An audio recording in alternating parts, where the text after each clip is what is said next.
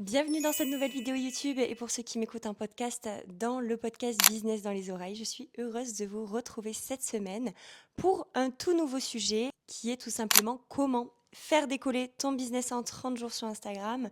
Je vais te donner absolument toutes les étapes et à la fin de cette vidéo YouTube et de ce podcast, tu auras absolument toutes les étapes qui vont te permettre de faire décoller ton business sur Instagram en 30 jours. Bien évidemment que je vous laisse les étapes les plus croustillantes à la fin et celles qui utiliseront la loi de Pareto, vous savez, le 80-20, 20% des actions qui apporteront 80% des résultats. Ça ne sert à rien d'aller à la fin de ce podcast ou cette vidéo YouTube pour les prendre, puisqu'elles vont fonctionner en synergie avec les premières étapes. Donc c'est important que tu écoutes jusqu'à la fin et que tu écoutes vraiment l'ensemble des étapes pour pouvoir réussir à faire décoller ton business en 30 jours sur Instagram.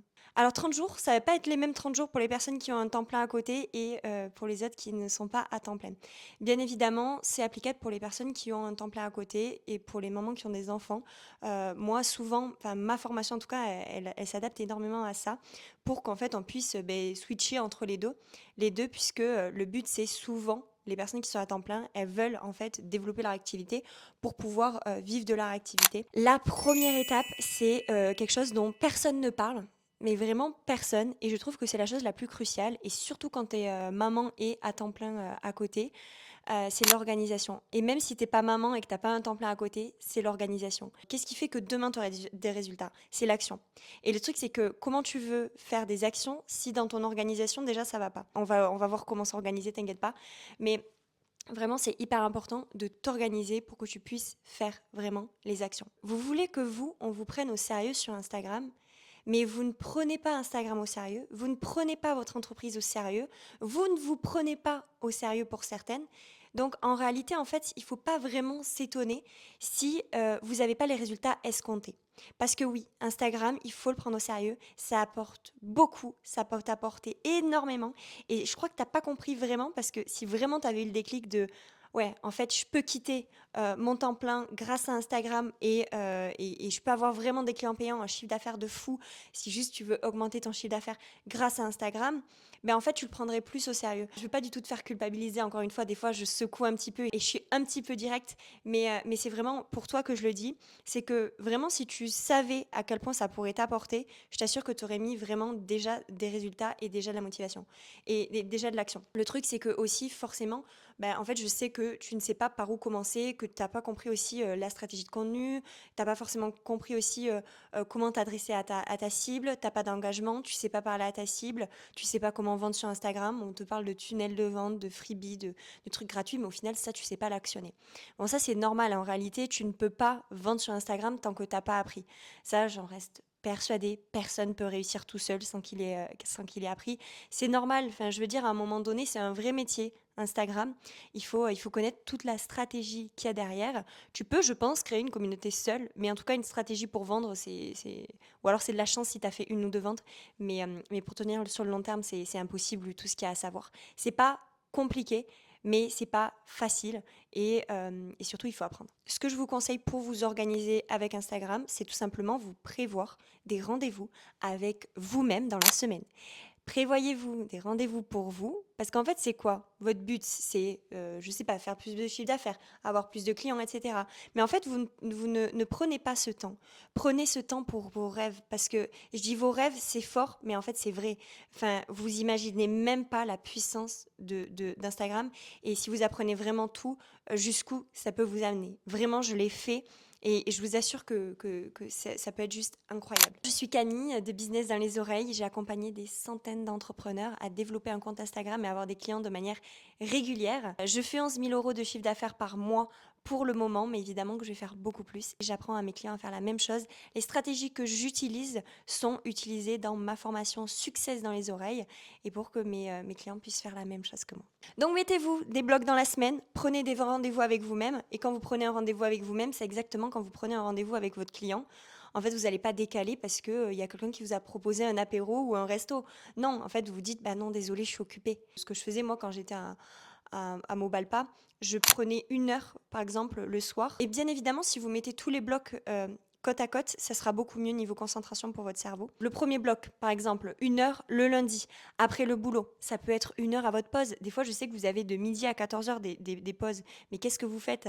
Mais en fait, remplissez vos rêves à un moment. Je sais que ça va être difficile, tu vois, d'allier les deux, hein. Là, je parle pour les personnes qui ont un temps plein à côté. Si vous n'avez pas de temps plein à côté, mais let's go. Enfin, vous avez toutes les portes ouvertes. Qu'est-ce que vous attendez?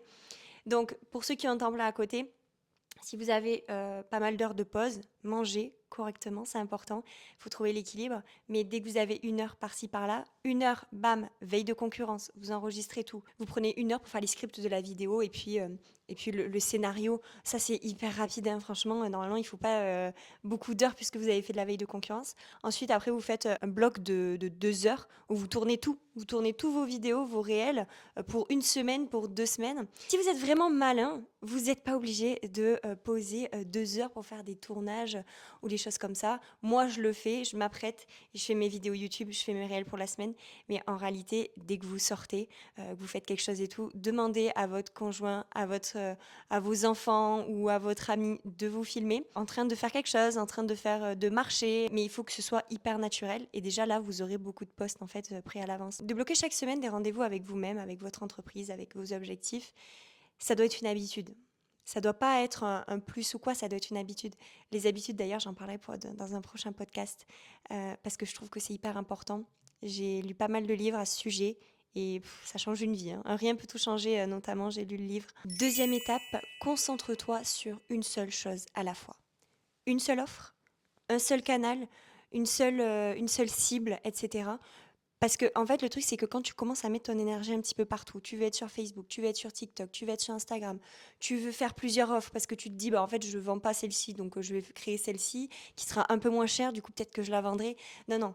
Prends l'offre déjà qui te coûte, qui a le plus de marge, qui t'apporte le plus à toi et à tes clients, et mets la stratégie en place pour la vendre. Je t'assure que tu pourras la vendre. C'est juste en fait que tu n'as pas forcément la stratégie derrière et que ton offre, elle est sûrement pas inégalée, elle est sûrement pas irrésistible, mais concentre-toi sur une offre. D'ailleurs, l'offre irrésistible et l'offre inégalée, c'est ce que j'apprends dans la formation Success dans les oreilles, qui a déjà aidé des centaines d'entrepreneurs à développer leur compte Instagram et avoir des clients de manière régulière, sans publicité, sans faire de millions de vues, sans avoir des millions d'abonnés, juste avoir des clients payants. Si jamais tu veux rejoindre la formation Success dans les oreilles, tu peux me contacter sur Instagram. En attendant, si tu veux quelque chose de personnalisé, que tu es un petit peu perdu sur Instagram, j'ai créé une analyse qui est personnalisée. Je prends le temps, moi, de t'envoyer vraiment l'analyse de ton compte Instagram. Je prends le temps de bien analyser absolument tout ton compte Instagram et t'envoyer carrément par mail un plan d'action que tu pourras mettre en place directement, qui est directement applicable. C'est personnalisé. Je ne sais pas si je vais continuer à le faire. Donc, s'il y a le lien encore dans le podcast ou la vidéo YouTube, prends-le. Parce que du coup, ça pourra vraiment t'aider. J'ai eu beaucoup de super retours par rapport à ça, donc n'hésite pas à faire cette analyse gratuite. Bien évidemment, je pense que tu le sais, et ça, vous avez trop du mal à le faire, mais sois plus spécifique. Quand on te dit de te nicher, c'est que c'est pas anodin. Tu dois vraiment le faire, parce qu'en fait, quand tu démarres, vu que t'es pas trop connu encore, tu vas devoir être très spécifique pour ta cible. Parce que le truc, je te donne un exemple, comme ça tu vas vite comprendre. Imaginons que toi, tu veux perdre du poids. En face de toi, tu as un coach qui est général, donc qui est pour la perte de poids, la prise de masse, qui fait homme, femme, qui fait absolument tout le monde. Il est généraliste. Et toi, évidemment, tu es une femme qui veut perdre du poids, mais tu es entrepreneuse, tu pas beaucoup de temps, tu as des enfants, etc. Et en fait, en face de toi, tu as une autre coach qui est spécialisée dans la perte de poids pour les femmes entrepreneuses qui n'ont pas forcément le temps et qui ont des enfants. Vers qui tu vas te retourner? Là, c'est trop généraliste, donc tu vas pas aller voir cette personne. Tu vas te rediriger vers la personne qui s'adresse aux femmes entrepreneuses qui n'ont pas le temps et qui veulent perdre du poids. Parce qu'en fait, c'est là où tu vas encore plus te reconnaître. Et je t'assure qu'il faut faire ça. Alors, il ne faut pas trop se nicher non plus, mais c'est hyper important de se spécialiser dans un domaine, en tout cas, quand tu commences. Troisième étape, c'est l'offre inégalée. Je t'en parlais tout à l'heure. On l'apprend vraiment en détail dans la formation Success dans les oreilles.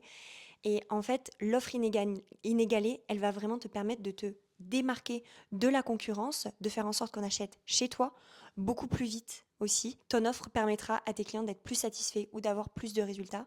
Ce que tu dois faire, c'est qu'en fait, tu fais une liste, toutes les étapes entre le moment où la personne elle achète chez toi et le moment où elle a atteint ses objectifs. Dans toutes ces étapes, si vraiment tu prends le cheminement minuscule, étape par étape, il va y avoir plein de problématiques que ton client va rencontrer lors de son cheminement par exemple si tu es coach de sport, la personne elle veut perdre du poids mais elle a une famille, elle a un foyer, etc. Comment je peux faire pour en fait gagner du temps, faire des repas qui soient aussi élaborés pour toute ma famille et qu'on se régale tous ensemble, quoi. Il va falloir que tu utilises des recettes et que tu recherches des recettes aussi adaptées à tout le monde. Moi, je te donne un exemple. Il y a beaucoup de personnes qui veulent développer leur compte Instagram, avoir des clients de manière régulière.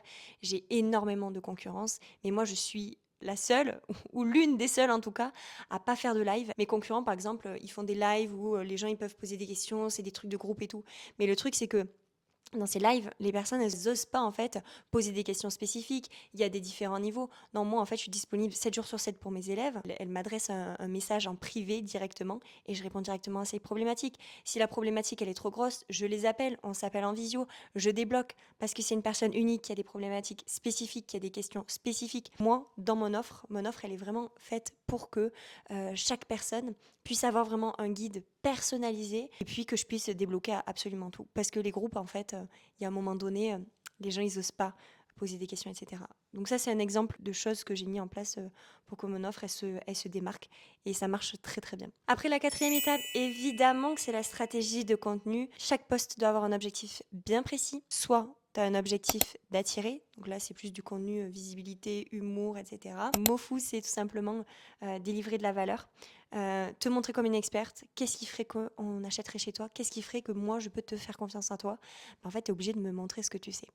Et après, il y a le contenu beaufou, donc le contenu qui est encore plus vente. Ça va vraiment être tout ce qui est témoignage, tu vas parler de tes offres, etc.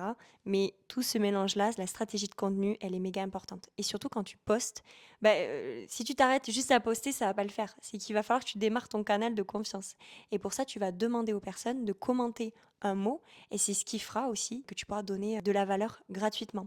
C'est pareil, de la valeur gratuitement, il ne faut pas que tu le fasses de la mauvaise manière. Il faut vraiment que ce soit incroyable la valeur que tu donnes, parce que sinon, en fait, ils vont pas se souvenir de toi, ou alors ils se souviendront en mal, et du coup, ils vont pas te suivre, quoi. Quand tes prospects commentent un mot, ça fait émerger les personnes qui pourraient être potentiellement intéressées par ton offre. La cinquième étape et la dernière, moi, vous savez, vous commencez peut-être à le savoir, mais j'ai eu mes premières ventes, mes premiers clients quand j'avais 75 abonnés, parce que je faisais des stories qui vendaient. Donc pareil, moi je vends beaucoup en story, je vends sur Thread, je vends en message privé, mais je vends en publication aussi, je vends grâce à un tunnel de confiance. Ça, j'adore, je l'apprends aussi dans la formation. C'est quelque chose de simple, c'est pas compliqué. Il n'y a pas des emails marketing ou je sais pas quoi, des tunnels trop compliqués, c'est simple. C'est juste que il faut avoir les bonnes stratégies, les bonnes étapes. Et quand tu as un plan clair, en fait, tu réussis forcément. Si je devais recommencer vraiment de zéro, sachez que la prospection, alors moi, j'aime pas trop dire prospection, moi, c'était plus de la connexion. Si vous connectez avec les bonnes personnes, mais vous allez avoir des clients payants, je vous le dis. Alors, bien évidemment, la stratégie de connexion, elle se fait pas comme ça, parce que mine de rien, je le vois avec mes clients, ça peut vite être mal fait, et du coup, vous pouvez vite vous essouffler en prospection-connexion. Mais moi, je sais que maintenant, j'ai la stratégie de connexion. Je sais que, en fait, dès demain, je connecterai avec les personnes.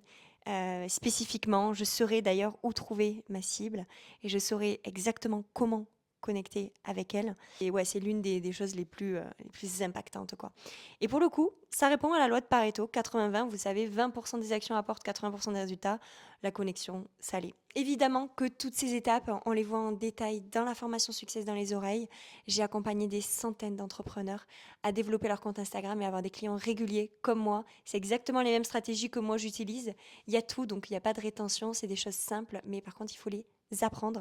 Et puis surtout, en fait, je suis là 7 jours sur 7 à répondre à leurs questions spécifiques, à les avoir en message privé. Je suis hyper disponible. Si jamais tu veux une analyse déjà personnalisée de ton compte Instagram, je prends le temps de regarder absolument tout, ta stratégie de contenu s'il y en a une, ta bio, ton référencement, tes liens, ton site web si tu en as un, pour après t'apporter par mail vraiment une structure, un plan d'action qui te permettra déjà d'avoir encore plus de résultats. Voilà, c'est la fin de ce podcast et cette vidéo YouTube. Abonne-toi à ma chaîne YouTube et de podcast et je te dis à la semaine prochaine pour un tout nouveau contenu.